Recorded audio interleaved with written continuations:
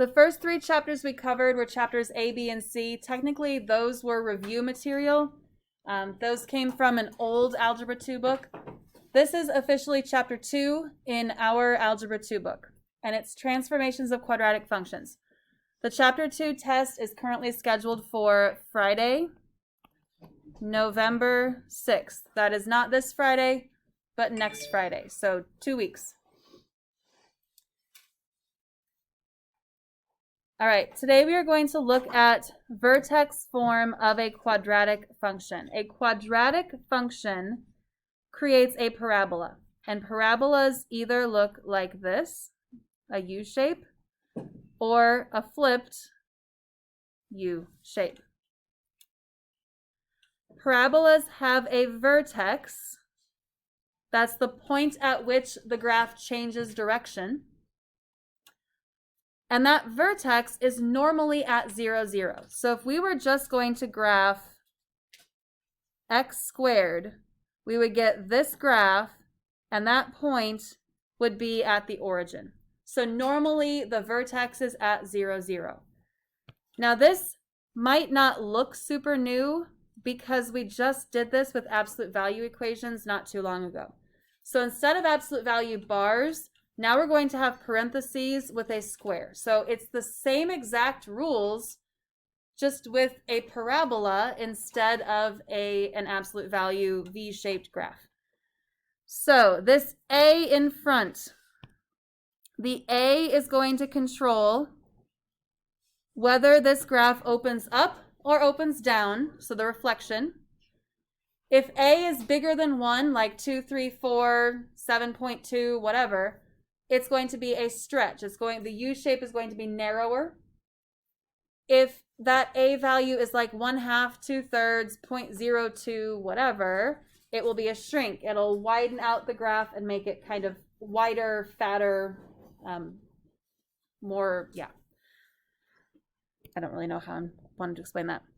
The plus h inside the parentheses is the side-to-side movement, and it is still backwards. You may want to write down that this is backwards, opposite, crazy town, whatever term helps you remember. So if you see plus something in the parentheses, it moves the graph to the right. If you see minus something, it moves the graph to the left. The plus k moves the graph up or down, and that one is totally normal. So plus will move that vertex up, minus will move that vertex down. Okay, so technically this is new, but you did see a little bit of this in Algebra 1, and these are the same exact rules that we had for absolute value. And you'll start to notice as we go through Algebra 2, every time we look at a new function, we're going to start with transformations of the function. And A is always going to control the reflections, the stretches, and shrinks. The H is always going to control left or right movement, and the K is always going to control up or down. It's going to be the same thing over and over and over. So in example 1, let's describe the transformation that we see. This plus 4, what is that plus 4 going to do? It's going to move it left 4, and I'm going to write translation left 4. Do you remember translation is that term that means slide or shift? Then we've got the minus 1. What is that minus 1 going to do? It is a translation down 1. On a test or a quiz, I will probably do this as like the little drop-down menus where you'll have to say, the graph moves, and you'll select up or down, and then how many units. But on your assignment today, I believe they use the term translation. That's why I'm using that terminology in your notes. Okay, example B. All that we have in here is the minus 3. Everything else stays the same. That minus 3 is a translation. How many units in which direction? Right 3. Okay. C, there's a couple things going on here. There's the negative, I want you to think about the negative separately from the 1/2. So the negative is going to be a reflection. And here's how I'm going to write this.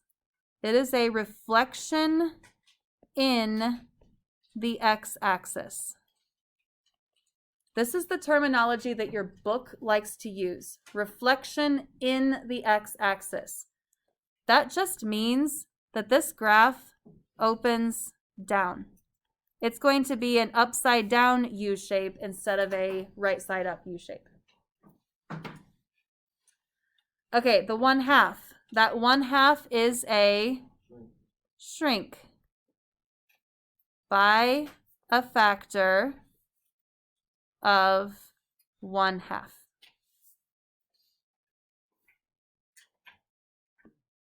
Pause the video and try D on your own. This one is a stretch by a factor of 2. It is a translation right 3 and a translation up 1. Okay, the other thing that your assignment is going to ask you to do is identify the graph. And that's something that we haven't really done in the notes. So here on this calculator, that is the graph y equals x squared. I'm going to type in the second equation, 2 times the quantity x minus 3 squared plus 1. So there's the original and the new graph. They will give you 4 options, and you just have to pick the graph that looks a little bit narrower because it's a stretch by a factor of 2, and the one that has moved right 3 and up 1. And I think from this description, it should be pretty easy to pick out the graph that does that. Okay, E. What do we see going on in E? There's a negative. What does that negative do? Reflection in the x-axis. Change pens, please.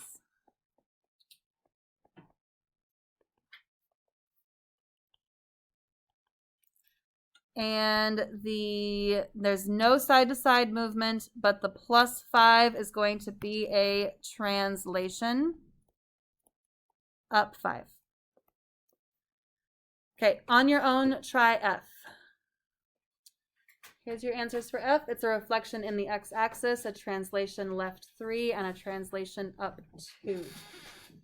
Okay, on the next page, we are going to actually write the transformations of the functions. So they are going to give us F. This is the original function. And from this original function, we need to do the stuff that is described afterwards. So first we have a vertical stretch by a factor of 2. If I have x squared, where do I need to put a vertical stretch by a factor of 2? Right in front. So there's the 2 right in front. Then it says a translation 3 units down.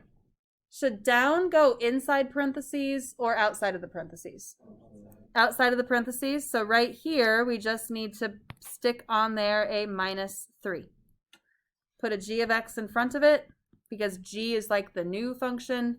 And there's your answer. G of x equals 2x squared minus 3. The biggest thing that people forget is the x squared. Don't forget about that square somewhere in there. The next one is a little bit more complicated. We are going to start with x squared minus 5. And I'm just writing this kind of spaced out because I know we're going to have to do some stuff to it. The first thing they say is a translation 3 units right. That needs to be inside the parentheses. So we need to stick parentheses in here and get something involving 3 in there. Do I do plus 3 or minus 3 for right? Minus 3. And then we need to do 2 units up. So outside of the parentheses, we need to add 2. Well, what do you think we can do with this minus 5 and plus 2?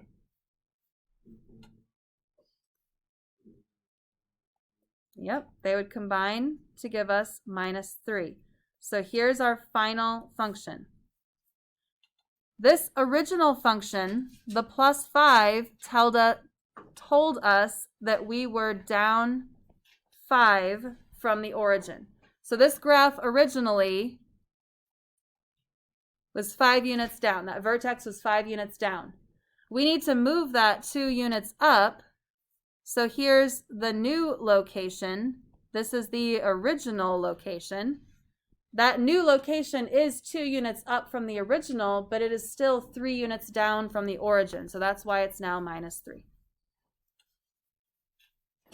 Your assignment is in Big Ideas Math. That is the online book associated with our class. This is the first assignment in Big Ideas Math.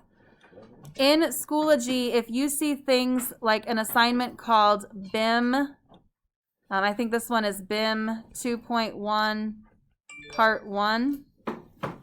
BIM means Big Ideas Math. So if we go in here, that's not the page I want to be on. Here we go. So here's today in Schoology. It says BIM 2.1 Part 1. You need to go to Clever. You need to click on Big Ideas Math or Big Ideas Learning, whatever it's called. Click on Assignments. And I don't know if all of these show up for you or not, but these are your assignments for this week. The very first one, 2.1 Part 1, that's the one we're looking at.